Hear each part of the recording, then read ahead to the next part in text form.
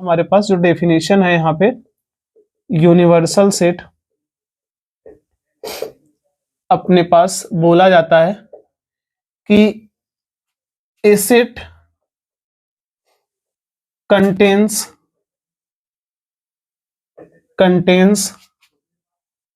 all the sets in given context। यानी कि जिस कॉन्टेक्स्ट में बात करी जा रही है हमारे पास, यानी जिस भी प्रॉपर्टी, जिस कैटेगरी की बात हम लोग कर रहे हैं, उस कैटेगरी के जितने भी सेट बनाए जा सकते हैं वो सारे के सारे सेट क्या होते हैं, एक पर्टिकुलर सेट उपस्थित होते हैं। उसी पर्टिकुलर सेट को, यानी कि जो सबसे बड़ा सेट हो सकता है, उसको हम लोग क्या बोलते हैं, यूनिवर्सल सेट बोलते हैं। बात यहां तक क्लियर है। बाकी अगर हम छोटे छोटे एग्जांपल से समझना चाहें तो हम लोग बोल सकते हैं यहाँ पे क्या, कि हम लोग क्या करते हैं, एक सेट ले लेते हैं, मान लेते हैं, और उसके पहले मैं आपको एक बात बता दूं कि मैक्सिमम टाइम यूनिवर्सल सेट को हम लोग इस कैपिटल यू से रिप्रेजेंट करते हैं। यानी कि हमेशा, ऑलमोस्ट हमेशा हम लोग यूनिवर्सल सेट को किससे रिप्रेजेंट करते हैं, यू से। तो मैंने एक कॉन्टेक्स्ट की बात कर ही ली, या मैंने आपको एक एग्जांपल के तौर पे दे दिया, u इक्वल्स टू मान लेते हैं 2 4 6 8 डैश डैश डैश, ये 100 लिखा हुआ है। उसके बाद हम लोग क्या बोला कि a का वैल्यू लिखा हुआ है 2 4 6 8 और 10। b हमने क्या लिखा अपने पास, मान लेते हैं यहाँ पे 4 8 12 16 डैश डैश डैश हमारे पास, इसको हमने क्या ले लिया 100। ऐसे ही सी की बात हमने किया 6 12 18 और डैश डैश डैश हमने ले लिया 60 तक। अब अगर मैं बात करूं यहाँ पे, मैं समझाना क्या चाहता हूं ये देख लो। यहाँ पे मतलब यही है, अगर हम बोले कि ये जो सेट लिखा हुआ, ये सेट इनके इनके इनके लिए एक यूनिवर्सल सेट का काम कर रहा है। कैसे? क्योंकि हमें पता है कि इस सेट के सारे एलिमेंट इसके अंदर हैं, इस सेट के सारे एलिमेंट इसके अंदर हैं, इस सेट के भी सारे एलिमेंट इसी के अंदर लिखे हुए हैं।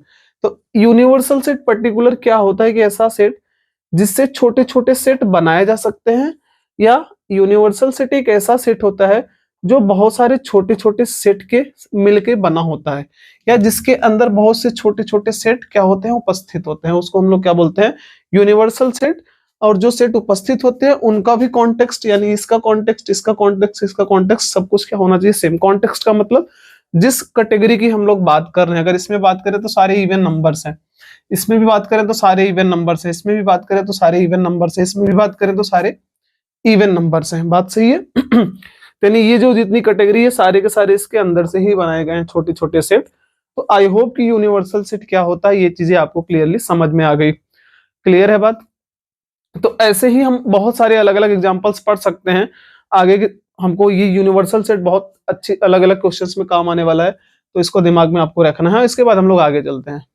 तो नेक्स्ट जो टॉपिक है अपने पास, वेन डायग्राम। मैं आपको इसलिए इसको पढ़ाना जरूरी है हमको कि हम लोग सेट को अगर एक ज्योमेट्री के फॉर्म में या ग्राफ के फॉर्म में रिप्रेजेंट करना चाहें तो हम लोग किसका यूज करते हैं, वेन डायग्राम का। अब वेन डायग्राम का क्या समझना है आपको, सबसे पहले मैं आपको बता दूं, यूलर थे एक मैथमेटिशियन जिन्होंने वेन डायग्राम का जो थ्योरी था उन्होंने दिया, और इस थियोरी में उन्होंने बोला कि हर एक सेट का एक यूनिवर्सल सेट अगर होता है तो किसी भी सेट का जब हम यूनिवर्सल सेट की बात करेंगे तो यूनिवर्सल सेट को ऑलवेज एक रेक्टेंगुलर बॉक्स से रिप्रेजेंट किया जाता है। इसको हम लोग किससे रिप्रेजेंट करते हैं, रेक्टेंगुलर बॉक्स से। ऑलवेज एक यूनिवर्सल सेट को ऑलवेज किससे रिप्रेजेंट किया जाता है, रेक्टेंगुलर बॉक्स से। उसके अलावा इस यूनिवर्सल सेट के जो छोटे छोटे हमारे पास सेट आने वाले हैं उन सभी सेट्स को हम लोग क्या करते हैं, सर्कुलर बॉक्स से रिप्रेजेंट करते हैं। यानी कि बाकी जो सेट्स होते हैं इसके, उनको हम लोग किससे रिप्रेजेंट करते हैं, सर्कुलर बॉक्स से। सर्कुलर बॉक्स से। ऐसे नॉर्मली समझने के लिए अगर हमसे आपसे पूछा जाए तो हम सबको पता है कि ये जो हम छोटे छोटे सेट बनाएंगे इसके, तो ये सारे के सारे जितने भी एलिमेंट इसके अंदर होंगे वो तो इसकी अपेक्षा इसमें कम ही होंगे। कि अगर मैं इन सभी छोटे छोटे सेट्स की बात करूं तो ये छोटे छोटे सेट्स इसके अंदर से निकाले गए हैं ना, यानी कि इसमें जितने भी एलिमेंट्स निकल के आएंगे वो इसकी अपेक्षा इसमें एलिमेंट क्या होंगे, कम होंगे। तो इसको रिप्रेजेंट करने का तरीका क्या हो सकता है, मान लेते हैं जो हमने छोटे छोटे सेट्स बनाया, इसमें ए हो सकता है, बी हो सकता है, बहुत से सेट बस सेट बन सकते हैं। हमने तीन ही नाम लिया यहाँ पे कि ए बी सी, हमने तीन सेट बनाया। तो जब कभी भी हम इनको रिप्रेजेंट करते हैं तो सबसे पहले हम यूनिवर्सल सेट को लिखते हैं यहाँ पे, यानी यहाँ पे बात करें तो सबसे पहले हमने किसको बनाया, यूनिवर्सल सेट को, क्योंकि यूनिवर्सल सेट आपका किससे रिप्रेजेंट किया जाता है, रेक्टेंगुलर बॉक्स से, और इसलिए हम इसको क्या लिखेंगे, you. You means universal set, पूरे बॉक्स का मतलब हो गया यू।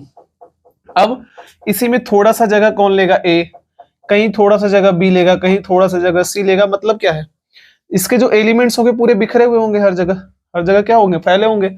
अब इसके अंदर जो एलिमेंट होगा उस एलिमेंट को लेके अपना बॉक्स बनाएगा, इसके अंदर जो एलिमेंट होगा वो लेके अपना अलग बॉक्स बनाएगा, इसके अंदर जो एलिमेंट होगा वो लेके वो अलग बॉक्स बनाएगा। इसीलिए हम लोग क्या करते हैं, इसके अंदर अलग अलग सर्कुलर बॉक्स बनाते हैं जो कि अलग अलग सेट को रिप्रेजेंट करता है, ए, बी और सी। अब समटाइम्स पॉसिबिलिटी क्या हो सकती है, अगर हम बात करें तो समटाइम पॉसिबिलिटी ये होती है कि मान लेते हैं दो सेट जो अपने पास है उसमें से ए में और बी में कुछ एलिमेंट्स क्या हैं, आपस में कॉमन है। मींस मैंने बोला कि ए में जितने भी एलिमेंट सेट में थे उसमें से 2-4 एलिमेंट ऐसे हैं जो कि बी में भी आ रहे हैं, तो यानी कि कुछ हिस्सा इन दोनों में फिर क्या होगा, कॉमन होना चाहिए, क्योंकि वो जो कॉमन एलिमेंट है उनका जगह तो फिक्स होगा, तो जितना प्लेस वो ये कलेक्ट करेगा उसके लिए उतना ही प्लेस ये भी लेगा ना। तो यानी कि हम बोल सकते हैं कि जब दो सेट में कुछ कॉमन एलिमेंट्स आते हैं तो उनके लिए हमारा जो ग्राफ बनता है कुछ इस तरह से बनता है। बाकी अगर सी में कोई भी इन दोनों के साथ सी कॉमन नहीं है, सी में सारे टोटली डिफरेंट एलिमेंट्स हैं, तो किधर आएगा अपने पास, अलग से कहीं आएगा सी इधर। बट अगर सी में भी कुछ कॉमन होता, किसी के साथ मान लो ए के साथ कॉमन होता, तो सी इसके साथ कुछ कॉमन एरिया आपका क्या करता, आपस में एसोसिएट करता। ठीक, अगर बी में कॉमन होता तो बी के साथ ये कुछ ना कुछ क्या करता, आपस में एसोसिएट करता। बट अगर नहीं है तो ये क्या बनेंगे, एक दूसरे के अलग अलग बनेंगे। आई होप कि आपको वेन डायग्राम बनाने का तरीका समझ में आया। अगर वेन डायग्राम आ गया तो हम लोग आगे के जो पॉइंट्स है अपने पास वो बहुत इंपॉर्टेंट है और उसको पढ़ना तो हमको बहुत जरूरी है। यानी कि नेक्स्ट जो टॉपिक है अपने पास वो है अपने पास ऑपरेशंस ऑन सेट। सेट पे जो हम अलग अलग ऑपरेशंस लगाते हैं वो सारे ऑपरेशंस क्या हैं उनके बारे में डिस्कस करते हैं हम लोग। तो इसके बाद का टॉपिक है अपने पास ऑपरेशंस ऑन सेट्स। तो हम क्या क्या ऑपरेशन सेट पे अप्लाई कर सकते हैं। तो मेनली अपने पास 5 ऑपरेशंस होते हैं जिसमें से 2 हमने अभी लिखा है, पहले 2 पढ़ेंगे उसके बाद आगे की 3 पढ़ेंगे। पहला अपने पास यहाँ पे लिखा हुआ है कि यूनियन ऑफ सेट्स, ये क्या होता है सबसे पहला हम ये समझेंगे, after that intersection of sets. और हाँ, कुछ बच्चों को इसका बारे में पता होता है बट बहुत अच्छी तरह से नहीं पता होता, उनको लगता है हमें आता है, बट इसमें क्या क्या चीजें होती है जो उनको फाइनली नहीं पता होता। अभी आप देखोगे तो आपको लगेगा हाँ क्या क्या चीजें आपको नहीं पता। सबसे पहली बात, यूनियन ऑफ सेट्स का मतलब क्या होता है। अगर हम अलग अलग 2 सेट्स ले लेते हैं, मान लेते हैं कि अपने पास 2 अलग अलग सेट्स हैं, राइट, एक ए है और एक बी है, तो यूनियन ऑफ सेट्स को हमेशा हम लोग यू से रिप्रेजेंट करते हैं। जैसे कि अपने पास अगर 2 सेट्स हैं, एक ए है और एक बी है, हमने माना कि यहाँ पे एक सेट है अपने पास ए एंड एक अलग सेट है अपने पास कौन, B.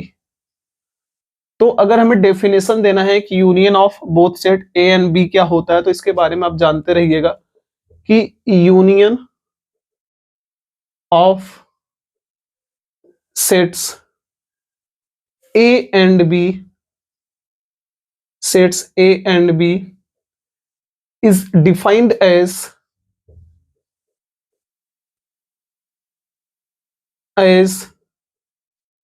the set having elements either of set A और B और both। कहानी समझ जाइएगा इसका मतलब क्या है। इस कहानी का मतलब है कि किसी 2 सेट का जो यूनियन होता है कि ए और बी का अगर हम यूनियन फाइंड आउट करेंगे तो उसका मतलब होता है कि उनके यूनियन से एक सेट फाइंड आउट होगा, उनके यूनियन से भी हमें क्या होगा, एक सेट फाइंड होगा जिसके अंदर कौन से एलिमेंट्स होते हैं, आइदर ऑफ सेट ए, या तो वो सेट के एलिमेंट होंगे या तो वो बी के एलिमेंट होंगे या तो वो दोनों के एलिमेंट होते हैं। दैट मीन्स जो यूनियन ऑफ सेट होता है, अगर हम बात करते हैं यहाँ पे कि ए यूनियन बी यहाँ पे हमने लिखा ए यूनियन बी। इसका मतलब क्या होता है, आइदर ए और बी। इतनी बातें लोग लिखते हैं, बट बच्चों यहां से ध्यान रखिएगा, इसमें थोड़ा सा समझने का फेर होता है। वो क्या होता है कि इसका जो रिजल्ट निकल के आएगा, उस रिजल्ट में जो भी एलिमेंट होंगे वो एलिमेंट या तो ए के होंगे या तो बी के होंगे। बट इसमें एक चीज और समझना है कि यहाँ जो बीच वाला ये और यूज हुआ है हमारे पास, इस और का एक मतलब और होता है कि हमारे पास बोथ भी हम लेंगे। यहाँ पे इस चीज के बारे में क्या बोलेंगे, बोथ, यानी कि इसके अंदर या तो ए का एलिमेंट होगा या तो बी का एलिमेंट होगा या तो ए और बी दोनों का एलिमेंट होगा। कहने का तात्पर्य क्या होता है, देखो अगर हमसे कभी पूछा जाए, एक आपके पास सेट है ए जिसमें लिखा है 1 2 3 और 4, सेकेंड सेट लिखा हुआ है बी दैट इज 2 4 6 और 8। तो अगर आपको निकालना है ए यूनियन बी, तो हमको बोला गया है कि इसके अंदर कौन कौन से एलिमेंट आएंगे, या तो ए या तो बी या तो दोनों। मैंने क्या बोला, या तो ए तो 1 2 3 4। ठीक, क्लियर बात है। यानी कि इसके एलिमेंट्स आ गए, साथ में हमने क्या बोला कि या तो बी के एलिमेंट आने चाहिए, तो बी के एलिमेंट 2 4 6 8, जिसमें से 2 ऑलरेडी इंक्लूडेड हैं। क्या दोबारा हम सेट में इंक्लूड कर सकते हैं, रिपीट कर सकते हैं, रिपीटेशन तो अलाउड होता नहीं। यानी हमने 2 4 को नहीं लिया, बाकी कौन से एलिमेंट आएंगे, 6 और 8। अब जो ये रिजल्ट फाइंड आउट हुआ, इसके बारे में सोचो कि ए यूनियन बी के अंदर जो भी एलिमेंट है उसके एलिमेंट या तो ए के हैं या तो बी के हैं, 2 4 6 8, या तो बी के हैं या तो दोनों के हैं, या तो दोनों के हैं। दोनों का है का मतलब, दोनों का यहाँ पे कॉन्टेक्स्ट बस इस बात का है कि वो भी एलिमेंट है जो दोनों में कॉमन है, जो दोनों में कॉमन है। तो कॉमन कौन से है, 2 4 और 2 4, ये दोनों में है। पूरे कॉन्टेक्स्ट का मतलब समझ जाइएगा। यूनियन का मतलब होता है कि जो यूनियन से रिजल्ट फाइंड आउट होता है, उस रिजल्ट में ए के भी एलिमेंट होते हैं, बी के भी एलिमेंट होते हैं, साथ में दोनों के जो कॉमन एलिमेंट्स होते हैं वो भी इसमें बिलोंग करते हैं। इतनी बातें तो आसान था, जो कि हम सब बच्चों को आता है, हमें सबको पता होता है इतनी बातें क्या होती हैं। अब इसके बारे में कुछ बातें हम और डिस्कस कर लेते हैं। हमने यहाँ पे बोला क्या कि आपके पास यहाँ पे लिखा हुआ है, अगर किसी ने लिखा कि एक सिंगल एलिमेंट की मैं बात कर रहा हूं ना, सिंगल एलिमेंट, हमने बोला एक एलिमेंट है एक्स जो कि बिलोंग करता है कौन से सेट में, ए यूनियन बी के अंदर लाई करता है। यहां से बातें समझ आई ना कि ए यूनियन बी में कौन रहता है, ए का भी रहता है, बी का भी रहता है, और दोनों में जो कॉमन है वो भी रहता है। बात क्लियर है। तो सोचो, किसी ने केवल आपको इतनी बातें बोल दी कि एक्स एक ऐसा एलिमेंट है, सिंगल एलिमेंट है जो कि इस यूनियन में रहता है, तो आपके ऑब्जर्वेशंस क्या क्या आ सकते हैं, सोचने की बात है, रटिएगा मत, सोचिएगा यहां से। तो अगर एक्स इसके अंदर लाई करता है तो आप क्या क्या सोच सकते हो, आप ये सोचोगे या तो एक्स ए में रहा होगा पक्का, अगर ए में नहीं रहा होगा तो बी में तो पक्का रहा होगा कि नहीं, क्योंकि इसके अंदर जो एलिमेंट आते हैं वो एलिमेंट किसके होते हैं, या तो ए का होना चाहिए, वो अकेले अकेले या तो ए का रहे, बी का ना रहे तब भी चलेगा, क्योंकि अगर ए का भी रहा तो भी वो यूनियन में आता है। अगर ए का नहीं है तो या तो बी का भी रहा होगा, या तो बी का रहा होगा, ए का नहीं है तो बी का रहा होगा, क्योंकि यूनियन में एलिमेंट वही आते हैं जो कि सेट हमारे दिए रहते हैं, उसी के एलिमेंट आते हैं।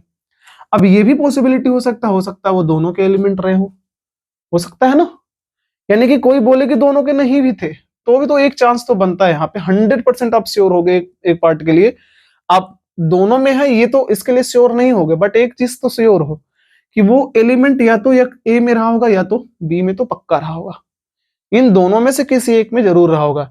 इसीलिए हम लोग यूनियन में जब ऐसा पार्ट अपने पास आता है तो हम लोग बोलते हैं कि एक्स या तो हो सकता है ए में रहा हो या किस में रहा हो, हम क्या बोलेंगे, और एक्स किस में रहा हो। इसीलिए बीच में किसको लगाते हैं, और लगाते हैं। जब यूनियन की जगह हम लोग क्या लगाते हैं, और लगाते हैं। यही रीजन है, क्योंकि हमको पता है कि एक्स अगर इस के अंदर आया हुआ है तो इसका मतलब क्या है कि एक्स पक्का या तो ए में रहा होगा या तो बी में रहा होगा, क्योंकि अगर इन दोनों में ही नहीं रहा होगा तो यूनियन में आंसर तो आएगा ही नहीं।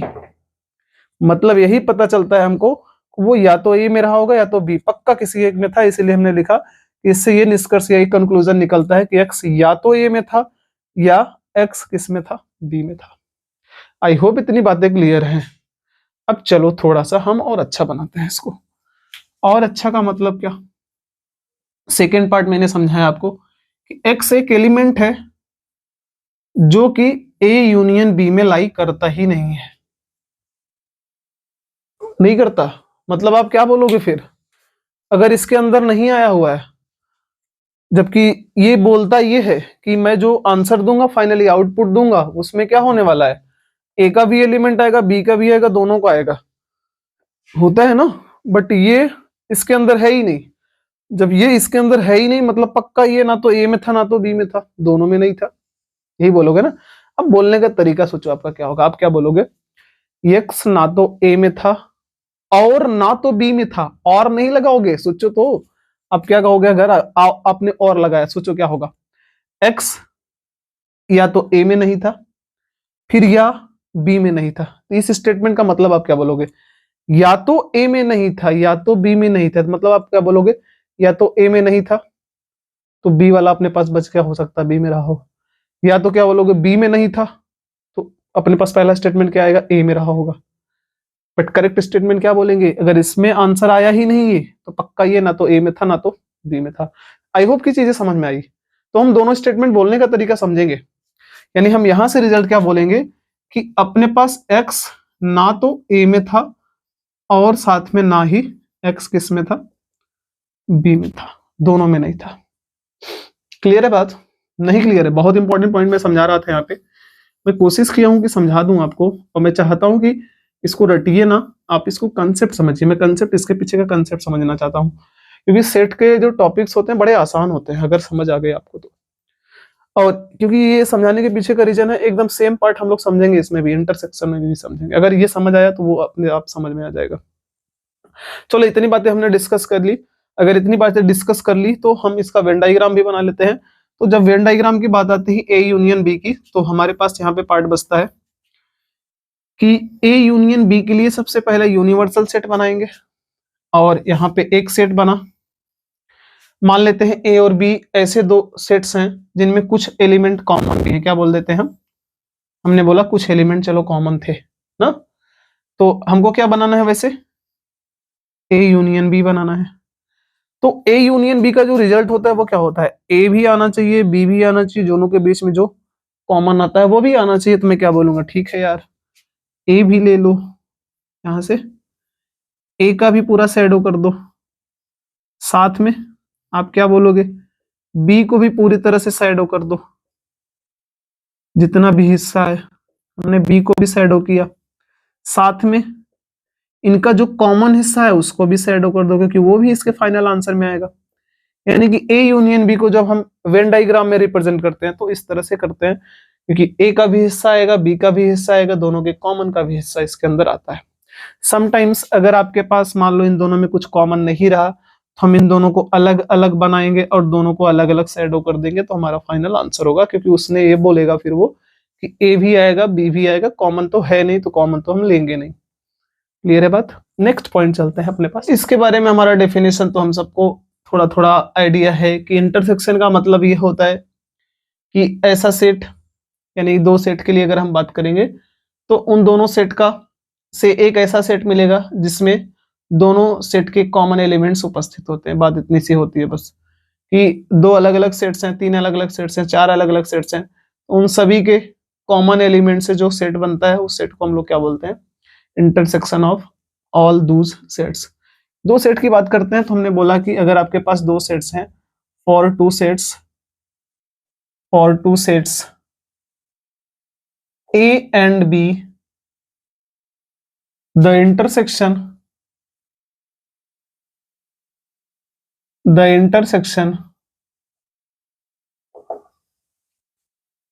of A and B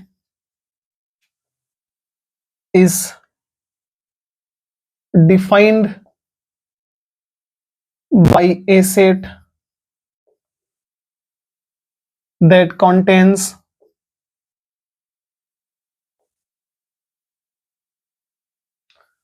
the common elements of common elements of both sets, both sets A and B. मतलब समझ आया कि ए इंटरसेक्शन, इसको रिप्रेजेंट करते हैं हम लोग ए उल्टा यू, ए इंटरसेक्शन बी। इसका मतलब बस ये होता है कि ए और बी, इसका जो रिजल्ट आएगा ना वो ए और बी दोनों के कॉमन एलिमेंट्स आते हैं हमेशा। तो ये हमेशा कॉमन एलिमेंट्स है, यानी common elements of set of common elements of A and B. बात क्लियर? मैं एक छोटा सा एग्जांपल इसके लिए भी ले लेता हूं, 1 2 3 4। आप कहोगे बार बार सर वही एग्जांपल्स ले रहे हो आप, तो चलो यार समझाने की बात है आपको, तो मैं समझाना चाहता हूं, बस आप समझ लो किसी भी तरह से। तो मैंने बोला कि फिर से हमने वही सेट लिया, तो कॉमन सेट क्या आएगा अपने पास, ए इंटरसेक्शन बी। हमने बोला इनमें कॉमन केवल कौन कौन है, 2 और 4, तो यानी आंसर कितना आएगा, केवल और केवल 2 और 4, ओनली कॉमन एलिमेंट्स। जब भी ये साइन आएगा तो दोनों में क्या देखना है, कॉमन एलिमेंट्स 2 और 4, 2 और 4, वही फाइनल आंसर। क्लियर है बात? अच्छा, इससे अब फिर से वही सेम तरीके से पीछे चलेंगे जैसे हमने पीछे वाले डिस्कस किया यूनियन के लिए, इसमें डिस्कशन करते हैं कुछ बातें। अब वो डिस्कशन करने की हमारे पास अगर देखा जाए तो एक अच्छा टॉपिक्स भी है। जैसे मैंने बात किया आपके पास कि सिमिलर तरीके से एक एलिमेंट है x जो कि बिलोंग करता है ए इंटरसेक्शन बी में। हमने क्या बोला, एक ऐसा एलिमेंट है ए जो कि x जो कि ए और बी में दोनों में, सॉरी इनके इंटरसेक्शन में लाई करता है। तो आप इससे क्या डिस्कशन निकाल, मतलब आपका कंक्लूजन क्या निकल के आएगा? देखो यहां से जो रिजल्ट मिला है वो क्या मिला है, अगर मैं बात करूं 2 से, अब 2 के बारे में क्या बोलोगे, 2 ए में भी है 2 बी में भी है, दोनों में है ना। 4 ए में भी है और साथ में बी में भी है, यानी आपका यहां से डिस्कशन कितना आएगा, अगर पक्का ये एलिमेंट इसमें है तो 100% इसका रिजल्ट आने वाला है कि x बिलोंग्स टू ए, साथ में एंड लगेगा यहाँ पे कि x बिलोंग्स टू बी भी होगा, एंड लगेगा, ध्यान देखिएगा ये दोनों में है, ए में भी है और बी में भी है, दोनों में होगा, तभी ये इंटरसेक्शन में अपने पास रिजल्ट आएगा। सिमिलर प्रोसेस से जैसे हमने उसके नॉट बिलोंग्स टू के ले लिया, तो इसमें भी हमने लिया कि x does not belongs to A intersection B. तो क्या पता चला, क्या पता चलेगा, आप क्या बोलोगे कि अगर ये इसमें नहीं आया तो पक्का ये दोनों में कॉमन नहीं था। इतनी बातें हुई है कि पक्का ये दोनों में कॉमन नहीं था, तो दोनों में कॉमन नहीं था तो आप क्या बोलोगे, हो सकता है x ए में रहा हो बट बी में ना रहा हो, या आप क्या बोलोगे, हो सकता है x ए में ना रहा हो बट बी में रहा हो। तो अब बोलने का तरीका आपका क्या हो सकता है, आप बोलोगे कि x या तो ए में नहीं था या तो बी में नहीं था। बोलने का तरीका, या तो ए में नहीं था तो बी में रहा भी होगा, नहीं भी रहा होगा, कोई फर्क नहीं पड़ता। अगर ए में नहीं है तो इंटरसेक्शन में आएगा ही नहीं। या दूसरा स्टेटमेंट आप बदलोगे कि x बी में तो नहीं था, अब बी में नहीं था तो ए के लिए तो चांस बन जाएगा, या तो रहे न रहे फर्क ही नहीं पड़ता। अगर वो बी में नहीं है तो इंटरसेक्शन में तो आएगा ही नहीं। यानी यहां से जो हमारे पास रिजल्ट मिलता है वो ये मिलता है, इसके 2 ऑप्शंस आए कि x या तो does not belongs to A में, या हो सकता है x does not belongs to B रहा हो।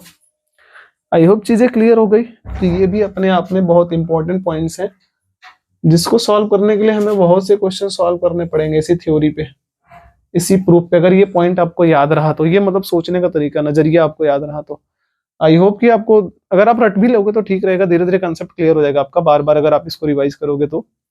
ठीक है ना। वेन डायग्राम पे आने से पहले कुछ बातें और इसके डिस्कस कर लेते हैं।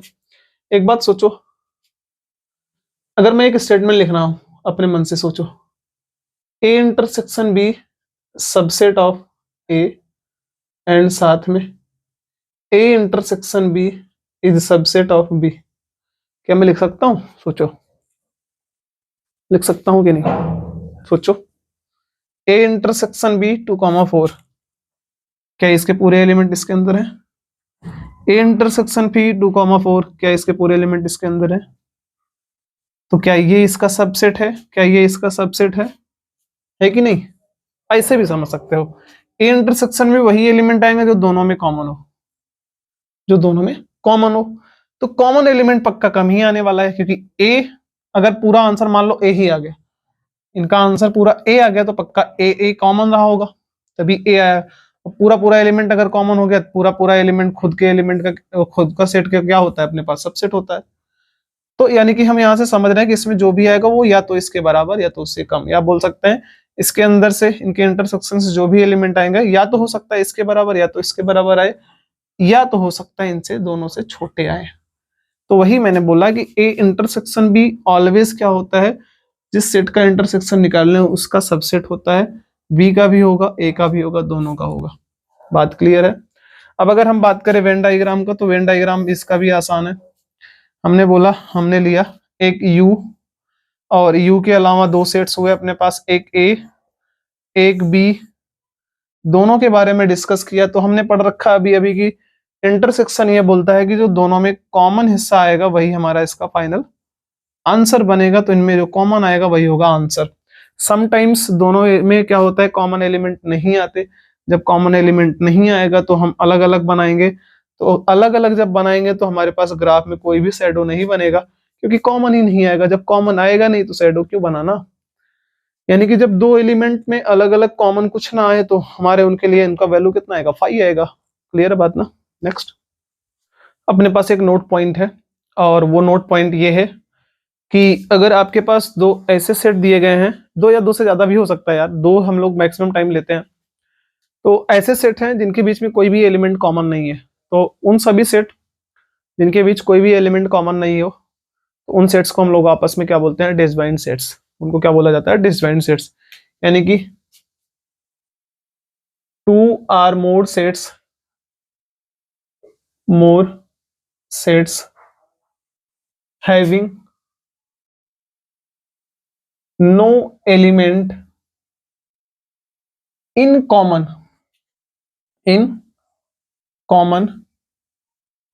are called as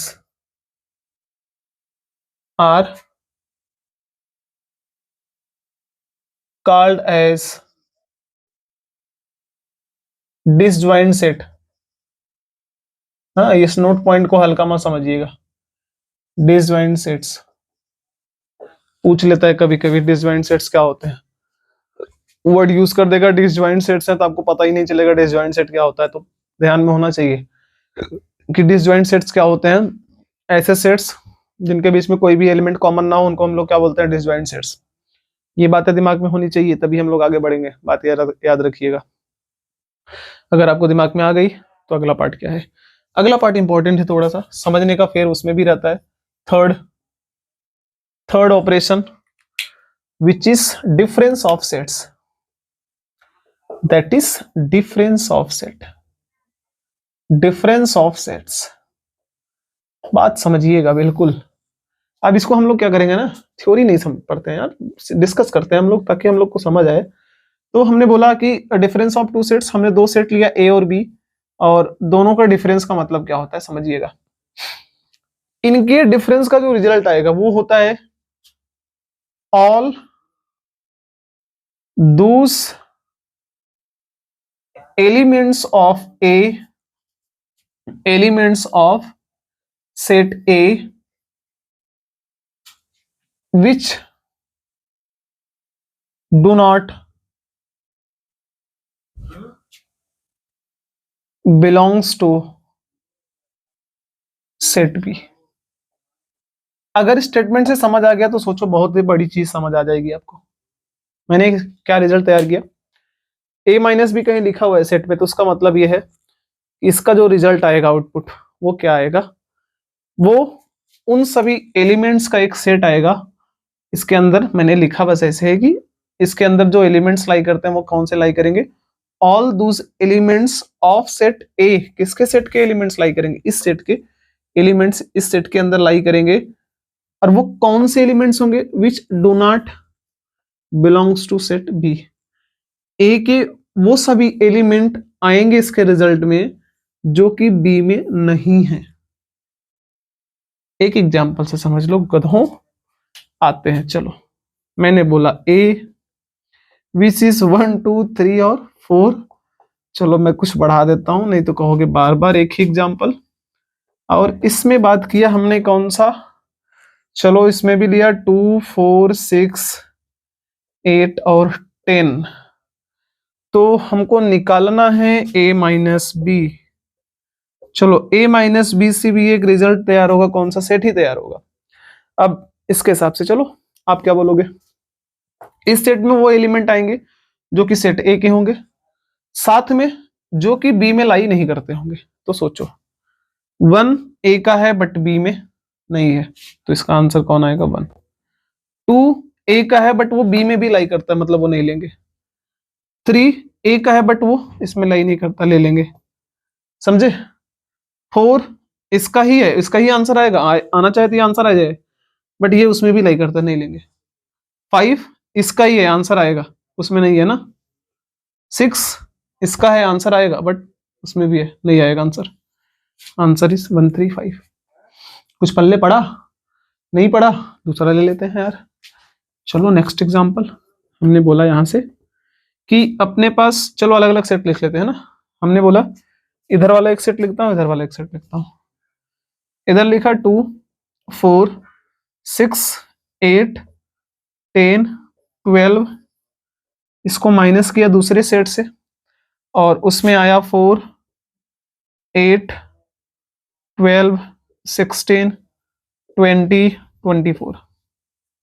बात समझिएगा केवल इतना, हम इसका आंसर जो बताएंगे, हम बताएंगे जो भी आंसर आएगा वो पहले वाले सेट का आंसर आएगा हमेशा। बस इसमें से वही नीचे उतरेगा जो उसमें नहीं होगा, बस ध्यान में रखिएगा। इसमें से वही रिजल्ट आएगा जो उसमें नहीं होगा, जो उसमें नहीं होगा। कुछ बच्चे गलती क्या करते हैं पता है, जैसे लिख देंगे आंसर में, चलो कहेंगे चलो यार 4 से 4 कटा, 8 से 8 कटा, 12 से 12 कटा, आंसर हम लिखते हैं 2 6 10 और 2 6 10 12 तो कट गया, फिर अब बोलेंगे चलो 16 बचा, 20 बचा, 24 बचा, गलत हो जाएगा, उसको लेना ही नहीं है। उसका क्या बचता है फर्क नहीं पड़ता अपने आप को, इसका क्या बचता है वो फर्क पड़ता है। तो यानी डिफरेंस में क्या होता है, जो लेफ्ट साइड होता है पहला, उसका कौन बच रहा है वही हमारा आंसर होगा। समझ गए, स्टेटमेंट समझ नहीं आया होगा यार, इतना आसानी से मैंने समझाया है, तो एग्जाम्पल और अच्छे से समझ आ गया होगा। एग्जाम्पल मैंने क्या बोला, डिफरेंस लेना है, तो लेफ्ट साइड का वो एलिमेंट फाइनल में आंसर में आता है, वो रिजल्ट आएगा जो उसमें नहीं होगा, ठीक है। जैसे इसमें 4 8 और 12 तीन ऐसे एलिमेंट थे जो उसके अंदर रह रहे थे, इसलिए उनको नहीं उतारा, जो इसके एलिमेंट उसमें नहीं है वो हमारे आंसर आ गए, बस दिस इज आवर आंसर। समझ आया कि एक आगे एग्जांपल और ले लें, चलो एक एग्जांपल और लेते हैं। हमने बात किया यहाँ पे एक सेट है अपने पास, यहाँ पे लिया 3 6 9 12 15 18 21 माइनस 1 2 3 4 5 6 8, खत्म बस ना। आंसर क्या बोलोगे आप बोलोगे इसका भी रिजल्ट जो आएगा एक सेट आएगा, उस सेट में कौन से एलिमेंट लाई करेंगे, उस सेट में वो एलिमेंट लाई करेंगे जो लेफ्ट साइड है, बट वही एलिमेंट लाई करेगा जो दोनों में नहीं होगा, यानी जो उसमें नहीं होगा बात कर रहे हैं। तो उसमें कौन कौन है, एक तो 3 है नहीं लेंगे, एक तो 6 है नहीं लेंगे, 6 है नहीं आएगा, 9 नहीं है रख लो, 9 भी आएगा, 12 भी आएगा, 15 भी आएगा, 18 भी आएगा, 21 भी आएगा, बस उधर वाले लेना ही नहीं है यार, मतलब ही यही नहीं है, माइनस वाले में लेना ही नहीं है, माइनस वाले में लेना होता है हमेशा लेफ्ट साइड का। आई होप की चीजें समझ आ गई।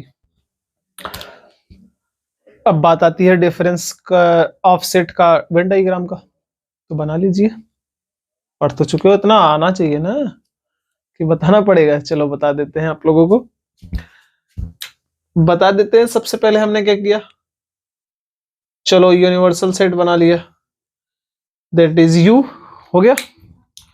दो अलग अलग सेट, एक तो ए, अगला बी, ए बी, आपको बनाना कौन है, ए माइनस बी। इसके बारे में क्या ख्याल है आपका, आप क्या बोलोगे, ए के वो सारे एलिमेंट जो बी का हिस्सा नहीं है, तो ए का वो वाला हिस्सा जो बी का हिस्सा नहीं है, तो ए का पूरा हिस्सा ये है, बट इतना हिस्सा ऐसा है जो कि बी का भी हिस्सा है, मतलब इस हिस्से को हम छोड़ देंगे ना, लेंगे ही नहीं, केवल आंसर कौन आने वाला है ये, यानी finally our answer is this region. समझ गए? यानी कि ग्राफ में भी समझेंगे वही हिस्सा लेंगे ए का जो बी के अंदर नहीं हो। ठीक है, हमारा आंसर ये वाला हिस्सा आया, कॉमन वाला हटा दिया हमने। समझ गए बात? इतनी बातें अगर समझ आ गई तो एक बात आप ध्यान रखिएगा, वो क्या है कि हमेशा a माइनस बी एंड इसका उल्टा कर दो, b minus a minus B and b minus a are disjoint sets. Disjoint set जिसके बारे में अभी हमने डिस्कस किया, डिसजॉइंट सेट्स, यानी a माइनस बी और b माइनस a के अंदर कुछ भी कॉमन नहीं होता है। a माइनस बी ये आया, b माइनस a ये आएगा, सोचो कुछ कॉमन दिखेगा दोनों में? नहीं। तो they are always disjoint sets. अगर इतनी बातें क्लियर है हमको तो हम लोग आते हैं चौथे नंबर पे। Fourth number is symmetric difference of, यहां पे सिमेट्रिक डिफरेंस ऑफ सेट्स। देखो मतलब समझाता हूं, बहुत ध्यान से समझ लीजिएगा मतलब इसका क्या होता है ना, सिमेट्रिक डिफरेंस का। फटाफट चलते हैं। हमने दो सेट्स लिया, for two sets A and B, जो सिमेट्रिक डिफरेंस होता है इनका, that is symmetric difference is given by A delta B.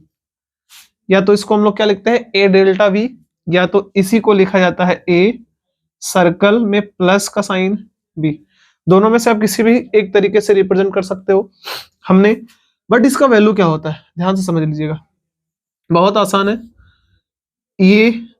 B equal to इसका जो वैल्यू आता है हमारे पास, इनका जो वैल्यू होता है वो क्या होता है, पहले दोनों को डिफरेंस निकालो, ए से बी को माइनस कर दो, ए से बी का माइनस कर दो, फिर यार इसका उल्टा भी माइनस कर दो। उल्टा का मतलब बी माइनस ए कर दो, इसका रिजल्ट इसका रिजल्ट जो भी आएगा, इन दोनों का क्या ले लो, यूनियन ले लो।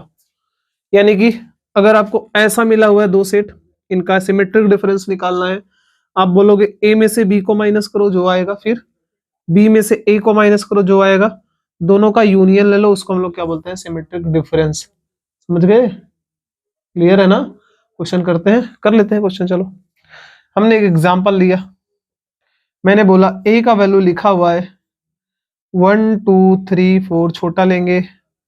बी का वैल्यू लिखा हुआ है 2 4 6 8 और 10। तो आपको निकालना है क्या ये, तो इसके लिए पहले आपके पास क्या होना चाहिए, ए माइनस बी। पहले निकाल लेते हैं यार। तो ए माइनस बी, इसके अंदर जो भी आएगा वो ए का एलिमेंट आएगा, और वो वाले एलिमेंट आएंगे जो बी में नहीं है। तो 1 इसमें है उसमें नहीं है तो 1 आएगा, 2 इसमें भी है उसमें भी नहीं आएगा, 3 इसमें है उसमें नहीं है 3 आएगा, 4 इसमें है उसमें भी नहीं आएगा। बात क्लियर? अगला बी माइनस ए, अब लेफ्ट साइड का लेना है हमेशा, बी के एलिमेंट आएंगे इसके आंसर में जो ए में ना हो। 2 इसमें है इसमें भी नहीं आएगा, 4 इसमें है इसमें भी नहीं आएगा, 6 इसमें नहीं है, 8 इसमें नहीं है, 10 इसमें नहीं है, यानी कि 6 8 और 10। समझ गए? यूनियन का मतलब क्या होता है बच्चा, यानी कि symmetric difference of A and B will be given by this and this का यूनियन। तो यूनियन का मतलब क्या होता है, इनको भी ले लो इनको भी ले लो, इनके बीच कुछ कॉमन है तो उसको भी ले लो। यानी कि एक ऐसा सेट तैयार करो जिसमें ये भी आए 1 3 6 8 और 10 सब कुछ आ जाए, तो ये हमारा हुआ फाइनल आंसर। ये हुआ फाइनल आंसर। चलो बात इतनी अगर समझ आ गई तो हम इनके वेन डायग्राम की भी बात कर लेते हैं। तो वेन डायग्राम के लिए आगे हमें जाने की जरूरत नहीं है, यहीं से समझ लेते हैं। हमने बोला ठीक है, अभी अभी हमने इसको किसको निकाला है, ए माइनस बी। ये हिस्सा क्या है, ए माइनस बी। अगर मैं बात करूं बी माइनस ए निकालना है तो आप क्या करोगे, बी का वो हिस्सा लो जो ए में नहीं है, तो ये वाला हिस्सा ए में नहीं है। बात सही है? तो ये आंसर क्या हो गया, बी माइनस ए। तो हमें आंसर जो लेना है, ये भी लेना है, ये भी लेना है, यानी ये भी लेना है, ये भी लेना है, यानी यही इसका आंसर किसका हो गया, A symmetric difference with B. तो symmetric difference of A and B का ग्राफ क्या आएगा, सॉरी वेन डायग्राम क्या आएगा, ए का हिस्सा बी का हिस्सा, जो कॉमन हिस्सा खत्म हिस्सा, समझ गए, ए का हिस्सा बी का हिस्सा कॉमन हिस्सा खत्म हिस्सा। ठीक है, समझ आ गई सारी चीजें। एक लास्ट ऑपरेशन, उसके बाद ऑपरेशन वाले टॉपिक खत्म। हाँ, ये अगर थ्योरी आपके दिमाग में है, इस थ्योरी का यूज करके नेक्स्ट जो लेक्चर होने वाला है उसमें हम लोग कुछ प्रूफ्स करेंगे, बड़े अच्छे अच्छे प्रूफ्स, जिसका जेई के पॉइंट ऑफ व्यू से, एडवांस के पॉइंट ऑफ मेंस एडवांस दोनों के पॉइंट ऑफ व्यू से बड़े इंपॉर्टेंट क्वेश्चंस बनते हैं, तो उसको हमें फोकस करना है। तो ऐसा है नहीं कि ये लेक्चर ध्यान नहीं देना, इसको भी ध्यान देना, उसके बाद उसको ध्यान देना। अगर ये आया तो वो आएगा, ये नहीं आया तो वो नहीं आएगा। The last story of this lecture is given by the last operation, which is the fifth number। क्या है अपने पास, कॉम्प्लीमेंट ऑफ सेट्स। किसी भी सेट का कॉम्प्लीमेंट निकालना है तो कैसे फाइंड आउट करते हैं, उसके बारे में डिस्कस कर लेते हैं। हमने बोला कि मान लेते हैं, इसके बारे में डिटेल समझने के लिए हमने बोला कि let capital U is an a universal set, a universal set. ठीक है, फिर उसके बाद हमने एक छोटा सा सेट सेलेक्ट किया कि आल्सो एक सेट ए है जो कि उसी यूनिवर्सल सेट से निकाला गया है, यानी कि ये सबसेट है किसका, यूनिवर्सल सेट का। देन कॉम्प्लीमेंट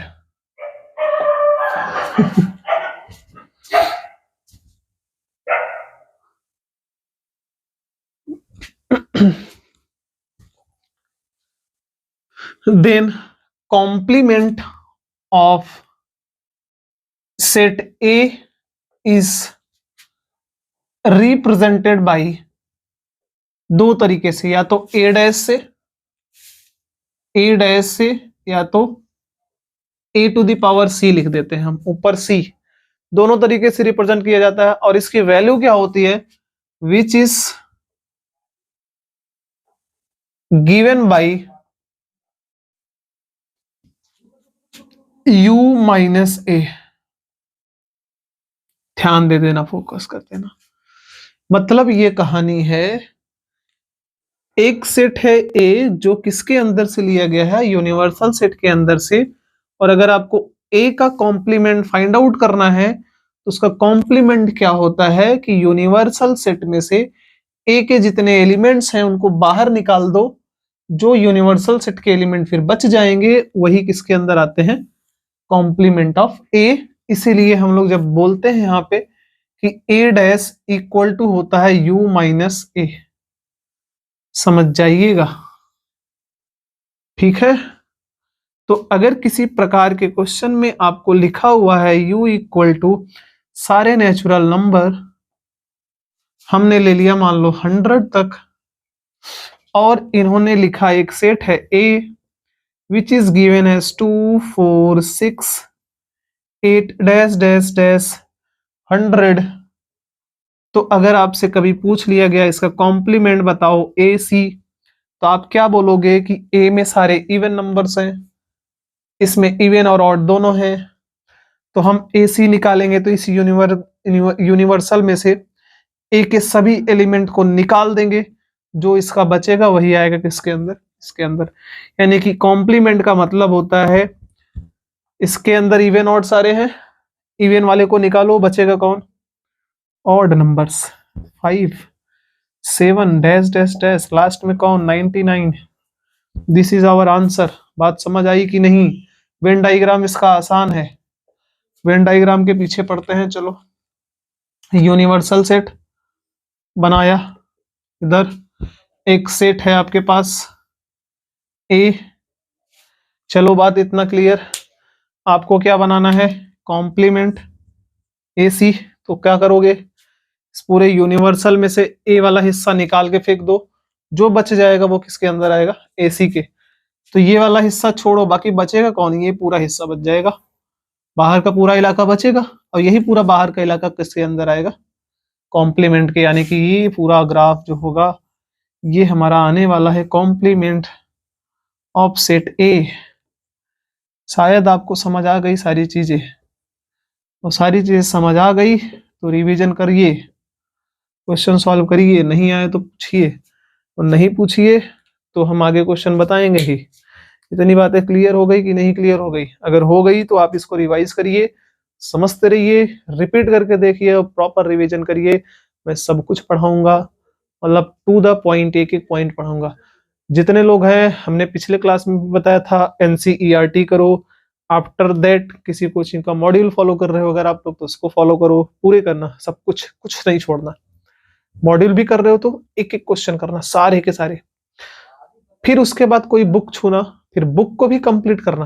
अगर बुक फॉलो कर रहे हो तो बुक के नहीं कि हमने 4 क्वेश्चन कर लिए चलो आगे बढ़ते हैं, नहीं, करिएगा तो एक एक क्वेश्चन सब खत्म करिएगा। फिर भी टाइम बच रहा है कुछ लोगों के पास, बहुत जो पढ़ते हैं, तो और बुक खोजिए। जैसे एक बुक आपने फॉलो किया, कुछ दूसरा बुक फॉलो करिए। बाकी मैं आपको हेल्प करते रहूंगा। अभी मेरे को थोड़ा सा डर है कि कोई कॉपीराइट इशू वगैरह ना है, इसलिए मैं किसी बुक का नाम नहीं लूंगा अभी, बट जब लेना होगा तो मैं बताऊंगा आपको, जब मुझे लगेगा ले लेना चाहिए बुक का नाम तो मैं करूंगा, वरना मैं खुद ही आपके लिए क्वेश्चन बैंक तैयार करके बताऊंगा कौन कौन से क्वेश्चन सॉल्व करने हैं आपको। मैं पीडीएफ फाइल बनाऊंगा आगे चल के समय में, 1-2 महीने के बाद जब प्रॉपर मेरा सेटअप सही हो जाएगा तो मैं आपके लिए खुद ही क्वेश्चन पूरा तैयार करके आप लोगों के पीपीटी वगैरह या पीडीएफ वगैरह प्रोवाइड कराऊंगा, ताकि आप लोग क्वेश्चन सॉल्व कर सको। ठीक है ना? इसके बाद आप लोग पढ़ते रहो। All the best.